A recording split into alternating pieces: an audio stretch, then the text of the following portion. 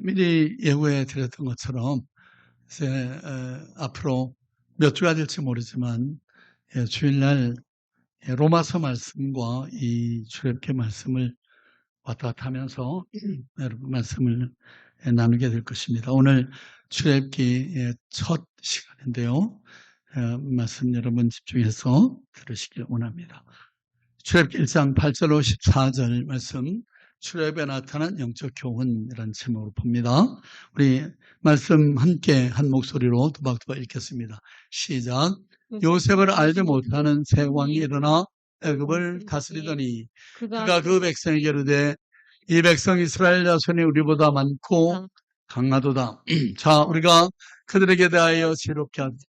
두렵건대 그들이 더 많게 되면 전쟁이 일어날 때에 우리 대적과 합하여 우리와 싸우고 이 땅에서 나갈까 하노라 하고 감독들을 그들 위에 세우고 그들에게 무거운 짐을 지워 괴롭게 하여 그들에게 바로를 와여 옥구성 비둠과 람셋을 건축하게 하니라. 그러나 때를 받을수록 더 번성하여 터져나가니 애굽 사람이 이스라엘 자손으로 말미암아 근심하여 이스라엘 자손에게 이를 엄하게 시켜 어려운 노동으로 그들의 생활을 괴롭게 하니 곧 흙이기와 벽돌 굽기와 농사와 여러 가지 일이라. 그 시키는 일이 모두 엄하였더라. 아멘. 아멘. 아버지 하나님 은혜를 감사합니다. 오늘도 우리를 사랑하셔서 최전으로 이끄시고 우리 영혼을 위한 생명양식 은혜의 말씀 허락해 주신 것을 감사합니다. 아버지, 모세를 감화 감동하셔서 이 말씀을 기록하신 하나님이 우리가 이 말씀을 묵상할 때 우리의 심령에 감화 감동하셔서 아버지, 하나님이 이 말씀을 통해 들려주길 원하시는 그 깊은 뜻을 깨닫게 해주시기를 원합니다. 오늘 출애굽기를 처음 시작하면서 아버지 출애굽 역사에 담긴 이 영적 의의를 통해서 우리가 하나님을 더욱더 분명히 알고 의뢰하는 그런 믿음의 진보를 이룬 귀한 시간이 되게 하여 주옵소서. 말씀 듣는 것 방해하는 어둠의 영들을 다 주님이 물리쳐 주시기를 원하고 예수님 이름으로 감사하며 기도하였습니다. 아멘. 아멘. 예, 여러분 신구약 가운데서 가장 중요한 사건이 뭘까요? 그거야 당연히 예수님의 세상 강림과 십자가 죽으심과 부활이죠. 이렇게 아마 여러분 대답할 겁니다. 그렇죠. 예수님이 인류를 구원하러 이 땅에 오신, 하나님의 아들이 이 땅에 오신 사건보다 더 중요한 사건은 없을 것입니다. 그 다음은 천지 창조의 기사가 아닐까 싶습니다. 하나님의 온 우주 만물을 말씀으로 지으신 그 사건요. 그 다음에는 믿음의 조상 아브라함을 부르신 사건과 그리고 오늘 이스라엘 백성들을 바로의 압제로부터 구원해내는 이 출애굽 사건이 그 다음 뒤따르지 않겠나 싶습니다. 이렇게 이 중요성 때문에 이 성경 이야기들은 목회자들의 설교에 항상 단골 메뉴가 되었습니다. 여러분, 기독교 신앙에 있어서 중요한 근간이 되기에 이것은 아무리 반복해서 강조해도 지나치지 않은 그런 중요한 말씀입니다. 기독교 신앙의 역사는 하나님이 아브라함을 부르는 순간에 그 씨앗이 땅에 떨어졌고 그 후손들이 애굽을 떠나는 순간에 그 뿌리가 깊게 뻗어내리기 시작했다. 이렇게 말해도 과언이 아닐 것입니다. 여러분, 출애굽 역사는 그만큼 중요한 기독교 신앙의 뿌리가 됩니다. 중심이 되는 사건이기 때문에 하나님의 택한 백성들이 신앙 논정을 묘사할 때 종종 이 출애굽은 출발선상에 놓습니다. 성경의 두 번째 책인 이 출애굽기의 제목은요, 구약 그 히브리어로 된 구약을 헬라어로 번역한 제롬이라고 하는 교부가 번역을 했는데요. 그것을 70인역이라고 부릅니다. 거기에서 엑소더스, 출발, 탈출이라고 이름을 붙인 것에서 유래합니다. 이 출애굽기는 예수님이 탄생하시기 전 BC 1446년부터 1406년 사이에 모세에 의해서 기록된 것으로 그렇게 추정이 됩니다. 자, 오늘 출애굽기 이제 첫 시간이라 제가 이렇게 서론에 설명을 좀 드리겠습니다. 이 출애굽기 강의를 시작하면서 이 출애굽의 영적 의의와 그 배경에 대해 살펴봄으로써 하나님이 예비하신 은혜를 함께 누리기를 원합니다. 출애굽에 나타난 영적 교훈 첫째는 출애굽 역사는 인류 구속사의 영적 모델이 됩니다. 고린도전서 10장에서 바울을 통해서 이것을 우리에게 밝히 말씀하셨는데요. 1절로 4절 말씀, 고전 10장 1절로 4절 말씀부터 같이 한번 봅니다. 형제들아, 나는 너희가 알지 못하기를 원하지 아니하노니 우리 조상들이 다 구름 아래 있고 바다 가운데로 지나며 모세에게 속하여 구름과 바다의 세례를 침례를 받고 다 같은 신령한 음식을 먹으며 같은 신령한 음료를 마셨으니 이는 그들을 따르는 신령한 반석으로부터 마셨음에 그 반석은 곧 그리스도시라. 출애굽의 역사는 인류 구속사의 영적 모델이 됩니다. 개인과 인류의 구원을 위한 구속 역사의 샘플이 됩니다. 자, 예컨대 바로가 다스리던 이 애굽은 사단과 그 부리는 영들이 지배하는 세상 나라를 상징하는 것이고요. 그 다음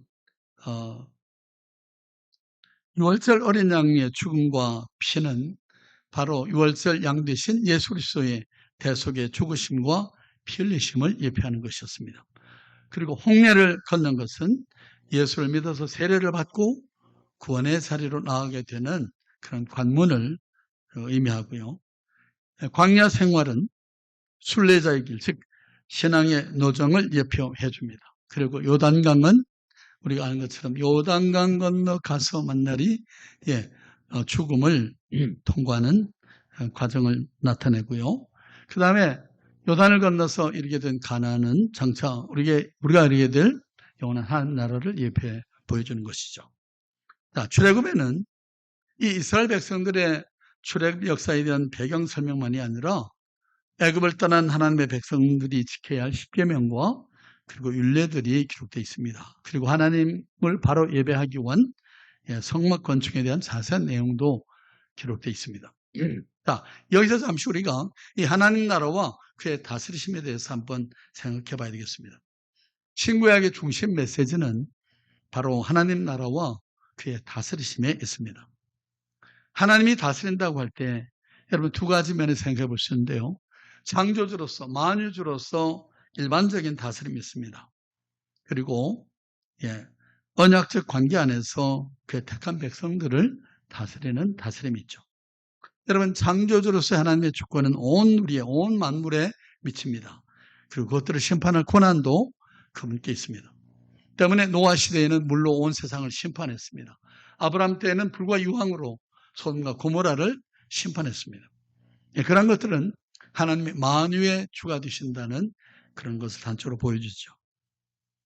자, 하나님의 언약 관계에서 다스린다고 하는 것은 그 인간들 세상 가운데서 하나님이 택한 족속, 그 한 백성들을 택하셔서 하나님이 그들의 왕이 되시고 그들로 장차 이루게 될 전 우주적인 구원 계획을 온 인류에 전파하는 사명을 맡기고자 함에 있습니다. 그 언약은 바로 믿음의 조상인 아브라함과 하나님이 맺은 언약이고요. 그 언약대로 그 나라를 세우는 과정, 첫 출발이 오늘 출애굽을 통해서 시작되고 있는 것입니다. 여러분, 그런 의미에서 볼 때 출애굽 역사는 단순한 환경이나 어떤 처지의 변화에 있는 게 아니고요.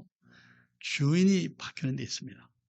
여러분, 이스라엘 백성이 애굽을 떠나서 홍해를 건너기 전과 건넌 후에 그들이 따르는 주인이 바뀌었습니다. 이 홍해를 건너기 전에 주인은 누구죠? 애굽의 왕 바로가 주인이었습니다. 그런데 이제 홍해를 건너고 광야 믿음의 노정에 들어가면서 누가 주인이 됐습니까? 구름 기둥과 불 기둥으로 그들을 인도하시는 하나님이 주인이 된 것입니다. 저와 여러분의 생애에 있어 우리가 예수 그리스도를 구주하심으로 영접하고 거듭날 때, 우리가 세례받고 하나님의 백성으로 인쳐질 때, 그때 우리의 삶의 주인이 바뀌었다는 사실을 여러분 아시나요? 네.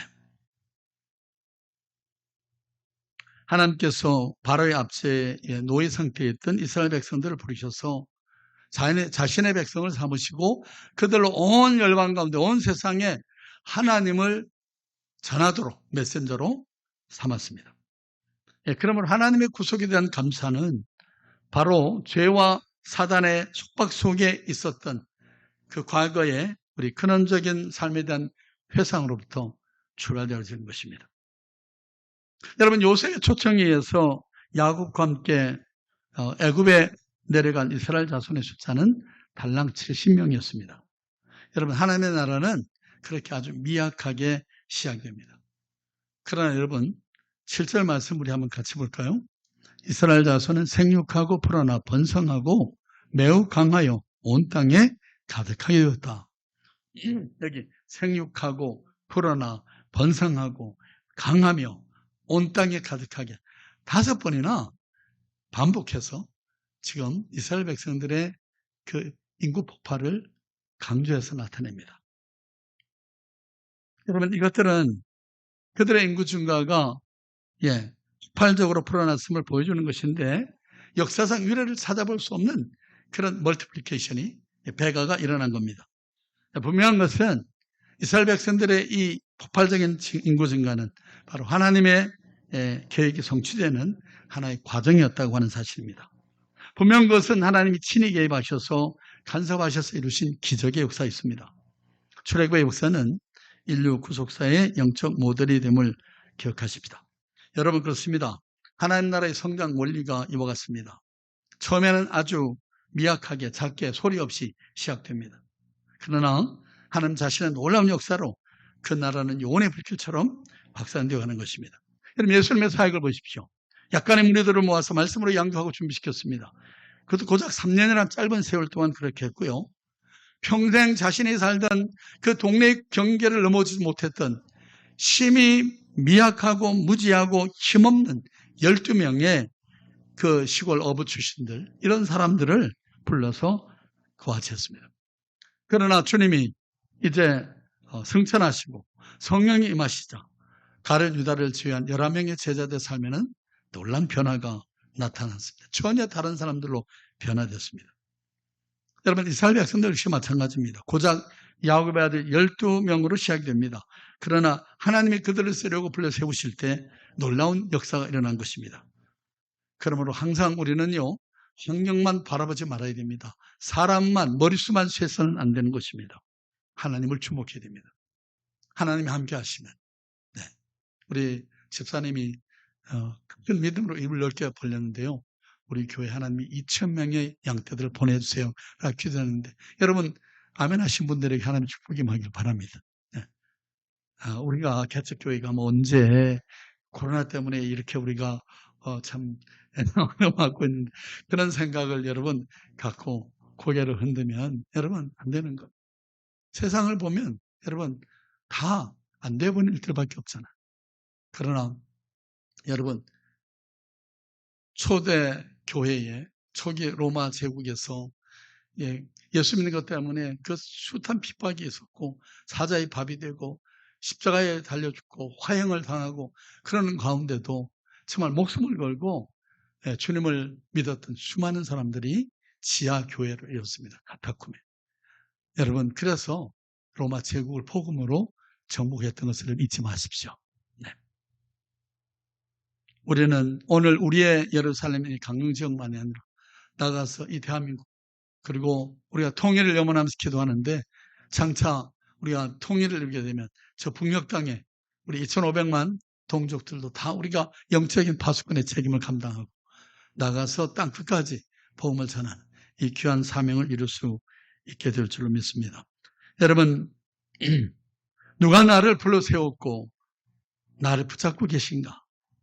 나를 붙들고 있는 분의 그 전능하신 손을 우리가 믿음의 눈으로 볼 수 있어야 한다는 것입니다. 자신의 힘만 믿고 때로 우쭐대다 보면 항상 넘어지고 자빠질 수밖에 없습니다. 하나님 앞에서 우리가 겸비한 마음, 가난한 심령을 가지고 우리가 설 때 진짜 영속한 열매를 주께 맺어드릴 수가 있게 될 것입니다. 이것 없이는 입만 나무로 존재할 뿐 정작 제대로 된 열매를 맺히지 못하는 법임을 우리 기억해야 됩니다. 출애굽의 역사는 인류 구속사의 영적 모델입니다. 자, 두 번째, 출애굽의 역사는 언약의 성취의 역사였습니다. 창세기 15장 13, 14절을 같이 읽어볼까요? 여호와께서 아브라함에게 이르시되 나는 반드시 알라 내 자손이 이방에서 객이 되어 그들을 섬겼고 그들은 400년 동안에 내 자손을 괴롭히리니 그들이 섬기는 나라를 내가 정벌할지며 그 후에 내 자손이 큰 재물을 이끌고 나오리라. 여러분, 출애굽 역사는 하나님이 이 사건이 일어나기 500여 년 전에 이미 믿음에서 아브라함에게 약속하신 언약의 성취로 일어난 일이었습니다. 예. 창세기 15장 13, 14절 아브라함이 하나님께로부터 받은 계시의 말씀인데요. 같이 한번 읽어보죠. 다시 여호와께서 아브라함에게 이르시되 너는 반드시 알라. 내 자손이 이방에서 개기되어 그들을 섬겼고 그들은 400년 동안에 내 자손을 괴롭히리니 그들이 섬기는 나라를 내가 징벌할지며 그의 내 자손이 큰 재물을 이끌고 나오리라. 네. 이 말씀 그대로 하나님이 경영 가운데 이스라엘 백성들을 이끌어서 이제 때가 되면 그의 능력의 손으로 저들을 애굽으로부터 약속의 땅으로 인도해 내셨던 것입니다. 이 출애굽의 역사는 앞서 뭐라고요? 우리 구속 역사의 패러다임, 샘플로 하나님 여과치 하셨다고요. 여러분, 우리는 이 말씀을 보면서 나라와 민족의 흥망성쇠를 다스리시고 우리 인생의 생사화복을 주관하시는 그 크신 하나님을 찬양하지 않을 수 없습니다. 그렇죠? 우리 인생이 제 아무리 똑똑하다 할지라도 잠시 잠깐 후에 무슨 일이 일어날 줄을 알지 못합니다. 그런데 하나님께서는 이미 수백 년 전부터 이를 계획하시고 그대로 진행시키고 계셨던 것을 보게 됩니다. 출애굽 역사는 언약의 성취 역사였습니다. 야곱과 그의 아들들, 가족들이 도합 70명이 애굽에 내려갔는데 그로부터 430년 만에 장정만 60만. 여러분, 여기 어린아이와 아이들까지 다 합치면 150만 내지 200만으로 추정되는 이 어마어마한 무리가 대를 이뤘습니다. 하나님이 중도하고 창대케 하셔서 큰 무리를 이뤘습니다. 일찍이 하나님이 아브라함에게 내 후손으로 하늘의 별과 같이 바다의 모래같이 되게 하리라 하신 그 약속 말씀 그대로 이루어지게 된 겁니다. 여러분, 이스라엘 백성의 이 급속한 증가의 두려움을 느낀 바로와 신하들이 그 백성을 핍박하고 학대한 나머지 나중에는 산파를 시켜서 사내 아이들을 모두 다 가태어난 아이들 중에 사내 아이들을 모두 다 죽이도록 그렇게 명했습니다. 이 사악한 정치와 함께 조직적으로 이스라엘을 핍박하는 법률을 제정했던 거죠. 그럼에도 이스라엘은 계속해서 생육이 중다하고 번성했다라고 적습니다. 왜요? 하나님께서 그의 백성을 지켜주시기 때문에, 하나님이 그 약속을 이루고 계셨기 때문입니다. 바로보다 하나님을 더 두려워한 신실한 두 산파였던 십바와 보아가 이 목숨을 걸고 바로의 명령을 어기고 남아들을 살렸습니다. 그리고는 너희들 왜 저 히브리 남자애들을 죽이지 않았냐라고 했더니만 히브리 산모들은 워낙 힘이 좋아서 우리가 그 전에 가면 다 아이를 이미 해산해버렸습니다. 이렇게 말도 안 되는 그런 변명을 했죠. 담대함으로 그렇게 했습니다. 오늘날로 말하면 뭘까요? 산부인과 의사가 하나님을 두려워하는 마음으로 돈을 막 몇백만 원, 몇천만 원 갖다 안겨도 어보션을, 어보션이 우리말로 폐를 시술하기를 거부하는 것. 그런 의연함을 나타낸 겁니다. 하나님은 그런 두연의 믿음을 귀히 여기셔서 축복하셨다고 말씀합니다. 21절 같이. 그 산파들은 하나님을 경외하였으므로 하나님이 그들의 집안을 흥왕하게 하신지라. 예, 그렇습니다. 하나님을 두려워하는 그 백성들 하나님은 축복하십니다.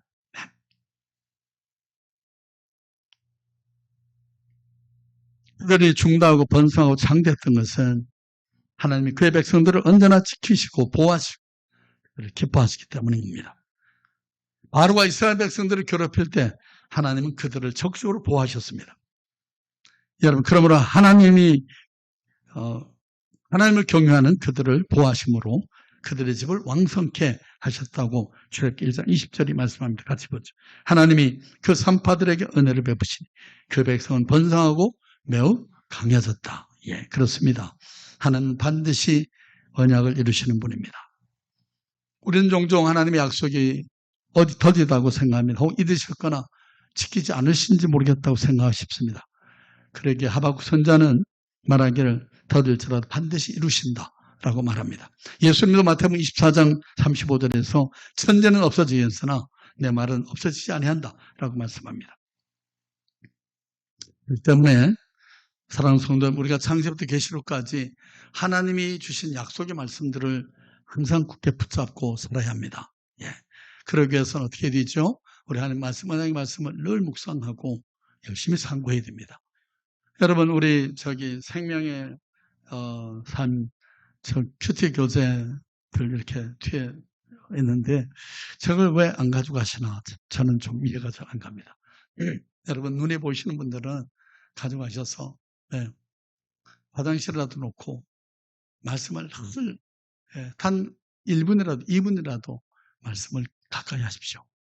그리고 그 약속의 말씀을 붙잡고 기도할 때 저 여러분의 삶에도 하나님의 놀라운 은혜가 임한다는 것을 잊지 마시기 바랍니다. 자, 마지막으로 출애굽의 역사는 전화위복케 하시는 그런 하나님의 은혜를 나타냅니다. 우리 창세기 15장 출애굽기 1장 12절 말씀을 같이 보죠.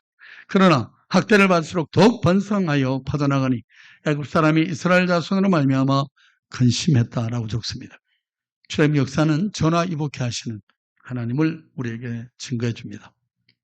출애굽기 여러분 1장에는 하나님 나라의 건설에 적극적으로 반대했던 사단의 세력이 있었음을 밝혀줍니다.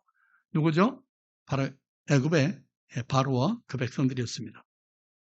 8절을 보십시다. 요셉을 알지 못하는 새 왕이 일어나 애굽을 다스렸다. 여기 새 왕 하니까 그냥 새롭게 즉위한 왕이란 뜻이 아니고요. 여러분, 새 왕조를 나타내는 말입니다. 요셉이 애굽의 총리가 될 때는요.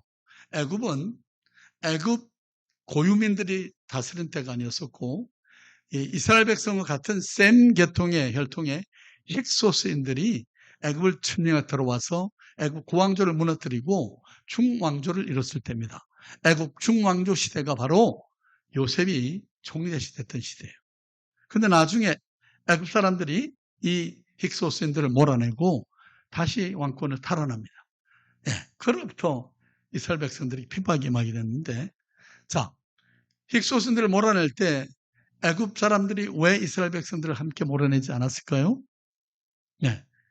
그들은 수도 많지 않았고 그 당시에는 또 심히 무력한 노예들이었기 때문에, 그리고 노예의 그 노동력이 필요하니까 그냥 붙잡고 있었던 거예요.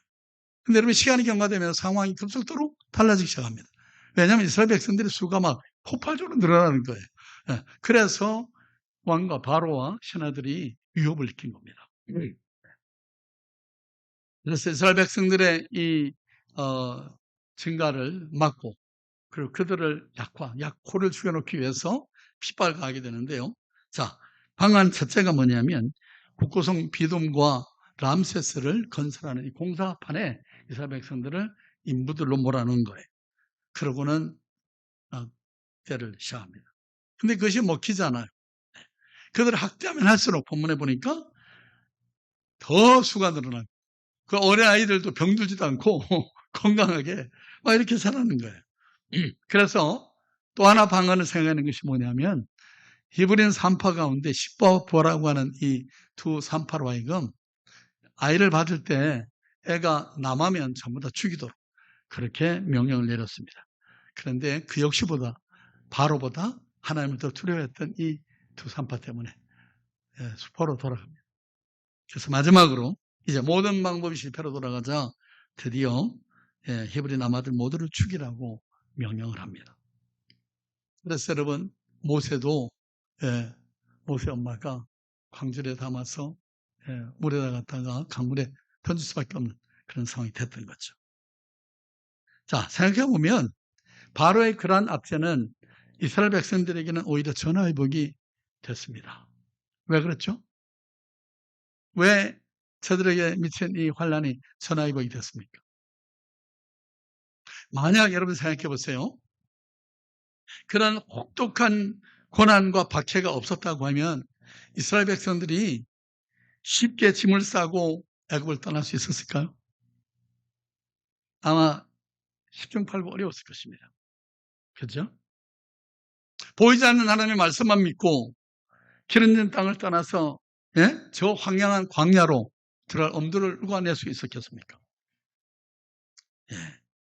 그러나 바로와 애굽 사람들의 이 박해가 심해질수록 그들은 결연히 애굽을 박차고 떠날 마음가짐을 갖게 된 것입니다.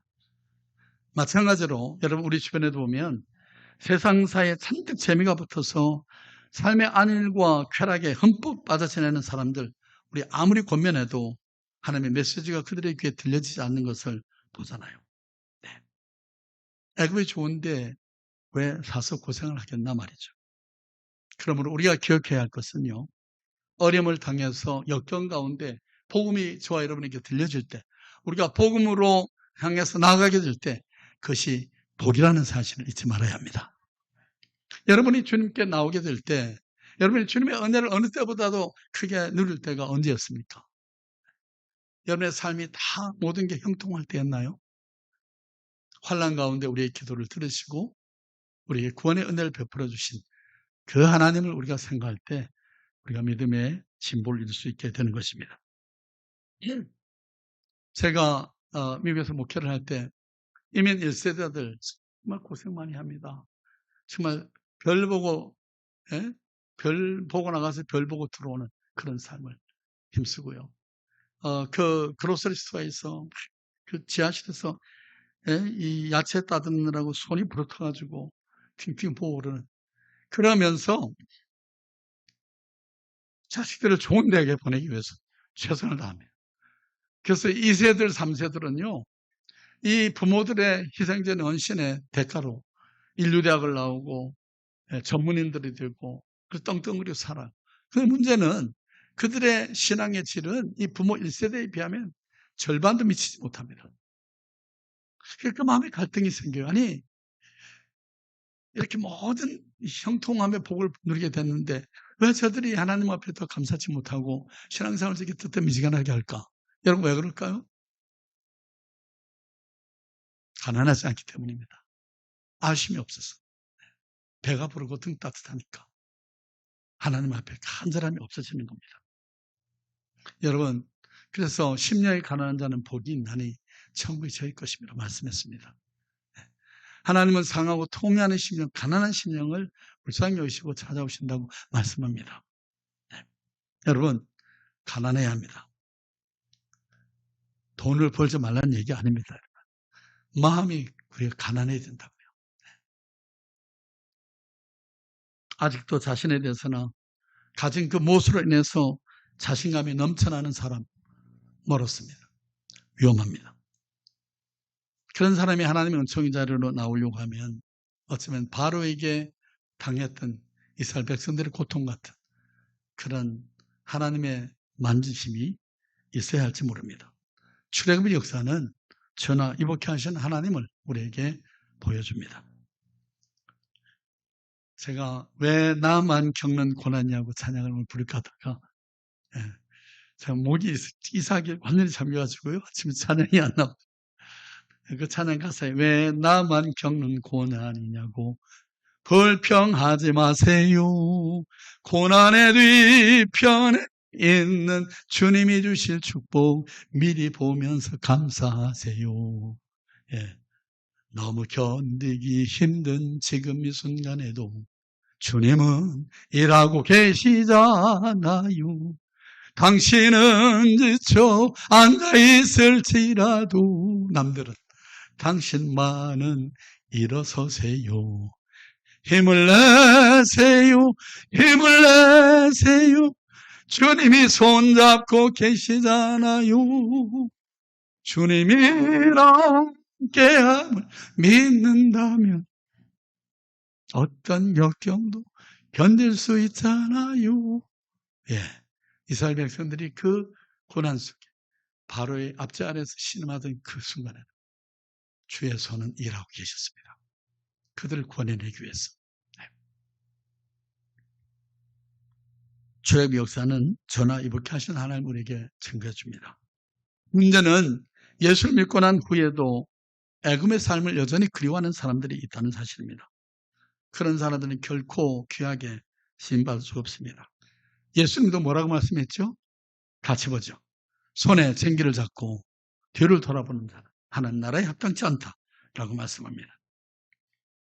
하나님께서 왜 이스라엘 백성들에게 그와 같은 극심한 노예 생활을 경험하게 했을까? 여러분, 노예 생활을 해봐야 하나님 안에서 누리는 참된 안식과 자유의 가치를 알 수 있기 때문에 그렇습니다.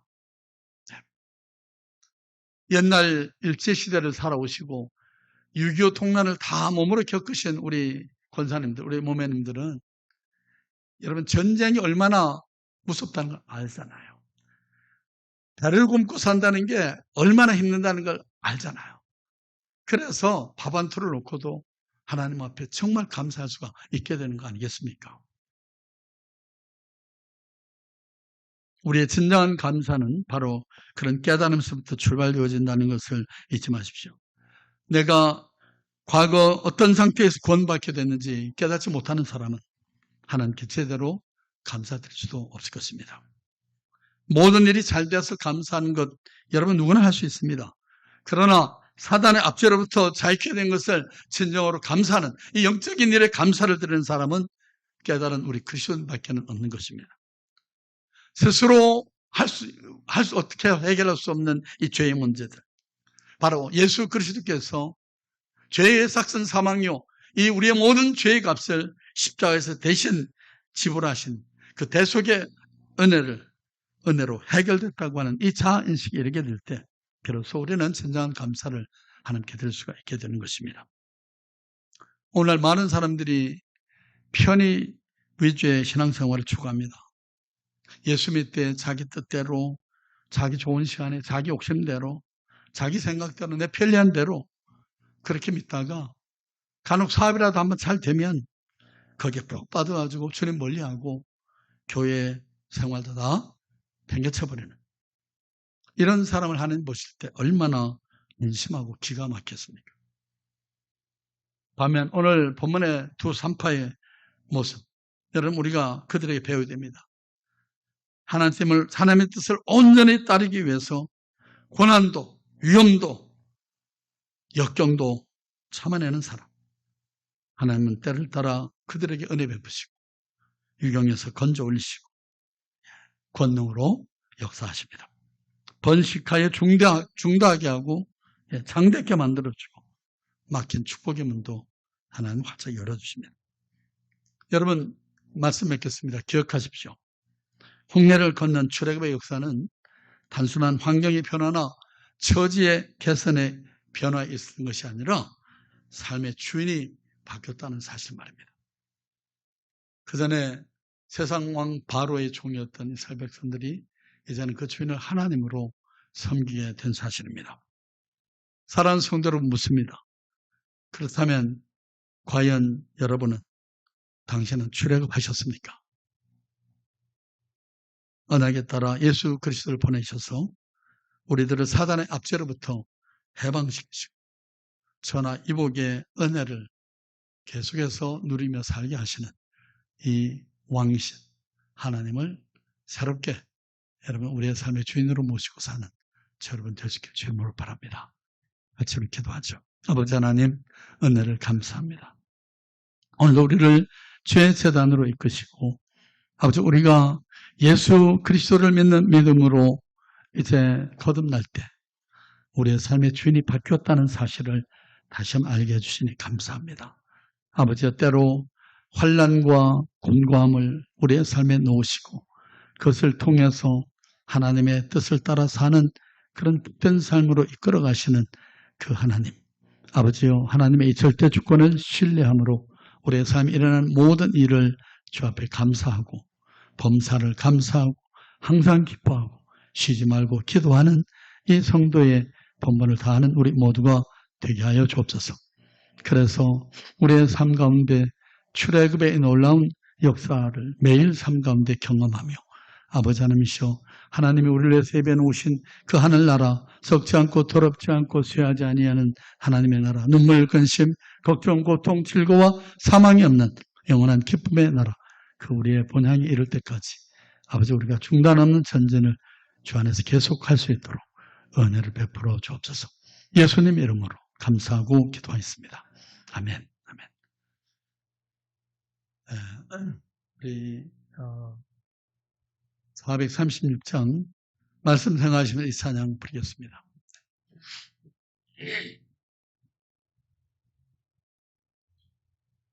나 이제 주님 새 생명 얻은 무 옛 것은 지나고 새 사람이로라.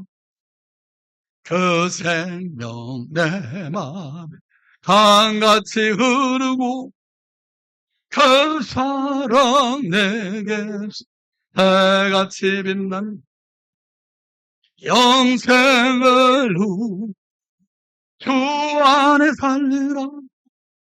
오늘도 내일도 주 함께 살리라. 주 안에 감추 새 생명 얻으니 이전에 좋던 이제는 가보 하늘의 은혜와 평화를 맛보니 찬송과 기도 주 함께 살리라. 영생을 누리 주 안에 살리라. 오늘도 내일도 주 함께 살리라. 산천도 조목도 새 것이 되었고 죄의 원수도 친구로 변한다. 새 생명 얻은 영생을 누리니 주님을 모시 하늘이로다. 영생을 누리니 주 안에 살 오늘도 내일도 주 함께 살리라.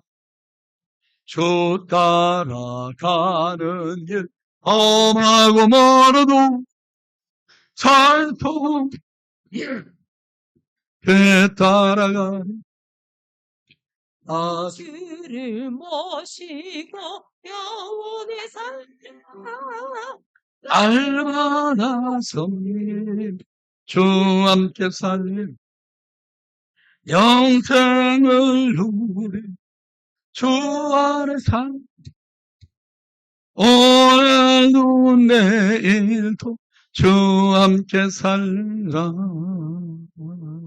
아멘.